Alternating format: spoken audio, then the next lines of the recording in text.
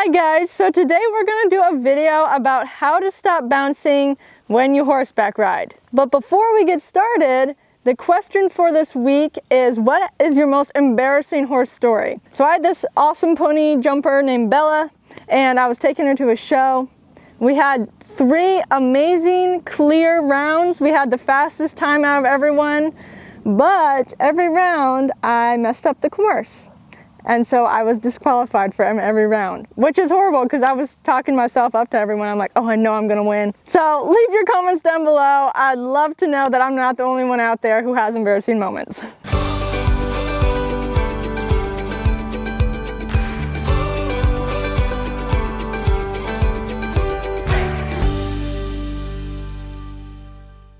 So I've done my fair share of bouncing on horses. I know it's super uncomfortable and I know it makes you feel like you can't ride.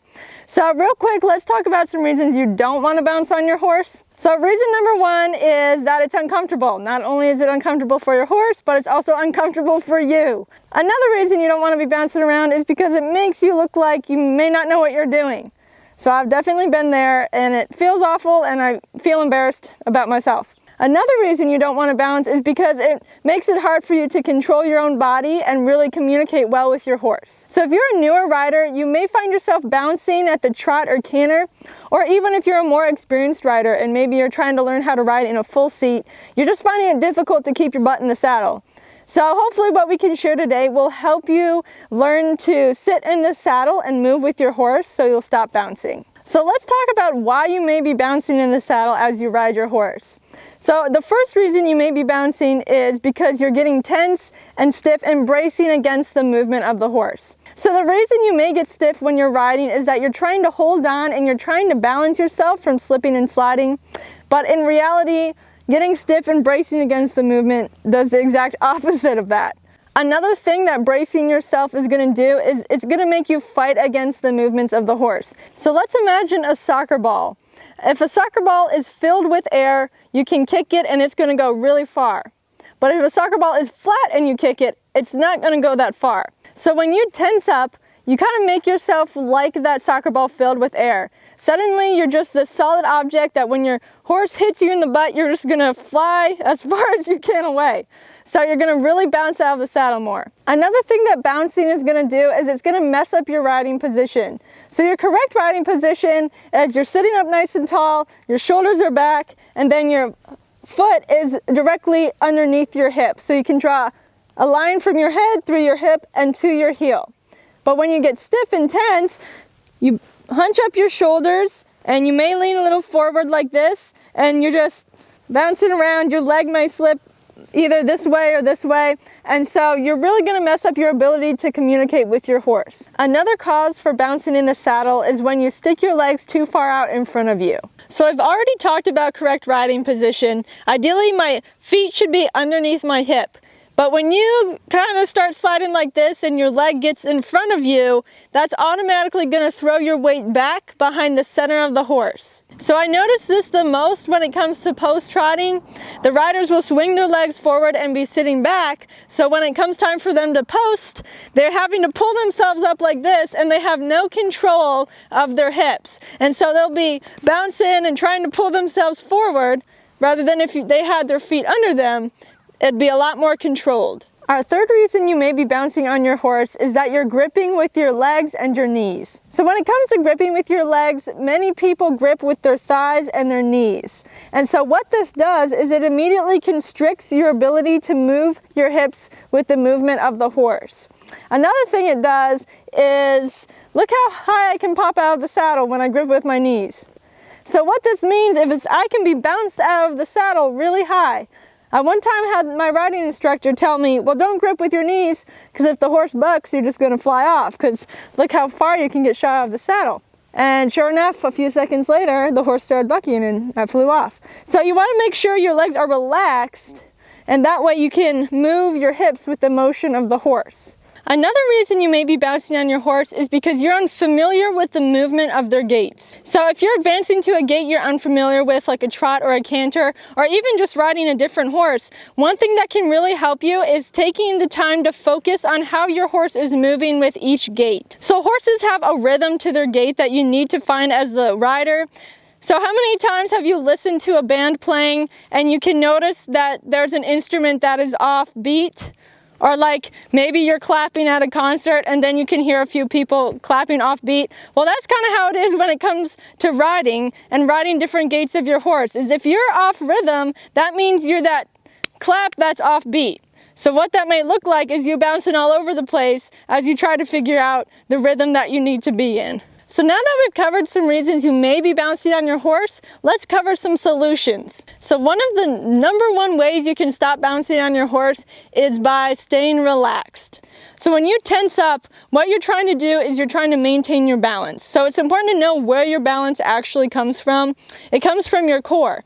So when you can focus on relaxing everything else, like your shoulders and your legs and your knees, you can just focus on engaging your core to help you stay balanced. So one super helpful thing you can do when it comes to staying relaxed is to focus on your breathing. So when you tense up, suddenly you may notice that your breath is really quick. So I used to go around a jumper course and I would be riding and suddenly I'd come back and I'd finish the course and I'd realize that I was out of breath. And that's because I was tense the entire time. I was so focused on trying to ride correctly and do everything right, I forgot to breathe. So one way you can relax is simply by focusing on your breathing as you ride your horse.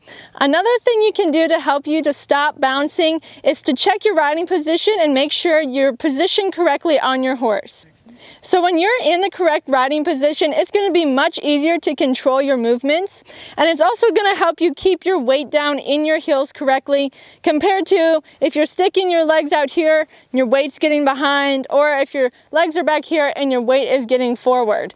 So we want to make sure we're sitting over the center of the horse, and that's going to put our balance over the center of the horse. Another solution that will help you to stop bouncing on your horse is to make sure your legs are relaxed. So we've already talked about being relaxed before. This is a very specific area to focus on.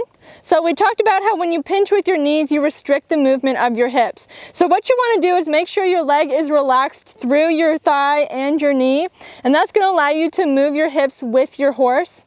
So a good indicator you're pinching with your knees is if you can't get your hand in between your knee and the saddle. So ideally I can just slip my hand in between the saddle and my knee comfortably, but I don't really want my knees this far off, but just laying gently against my saddle so I can stick my hand in here. So when you relax this part of your leg, it allows you to stretch your weight down and around your horse, which is going to help secure you in the saddle so you're not going to bounce as much. So another way you can help stop yourself from bouncing in the saddle is by focusing on the movement of the horse, especially at each different gait. So what I mean by this is taking the time to feel how your horse moves and how your seat moves with them at each different gait. So at a walk, trot, canter, you can do this. And it's just a great way to learn how your hips need to move with the horse so you aren't going to be bouncing. So when I do this, what I can tell is at the walk, it feels like my hips are going to swing side to side. So I can make sure I do that with my seat and my hips as I ride my horse at a walk. At the trot, it's going to be more of an up-down motion. So that means I can move my hips up and down with the horse. And at the canter, it's going to be a scooping motion. So I can scoop with my seat to help go with the horse's movement. So there are a few great exercises you can do to help yourself learn the movement of the horse. One thing you can do is you can ride with your eyes closed at each gait, and this is going to just help you focus on how you're moving. I do recommend that you have an experienced horse person lunging you as you do this though. We don't want you to accidentally run into the fence or run out of the ring. Another exercise you can do is you can hold the front of your saddle and you can kind of secure yourself in the saddle by doing this. And this is going to help you move with the horse and allow you to feel what it feels like and also help keep your butt in the saddle. Again, I do recommend you have someone lunge you while you do this, just because you may not have complete control of the horse or a hold of your reins. Another great video we have that can help you in this area is how to post trot on your horse. So I'll put the link in the description down below so you can go check that video out. If you got anything out of this video, please subscribe to our channel. We share new horse videos every week that you can check out.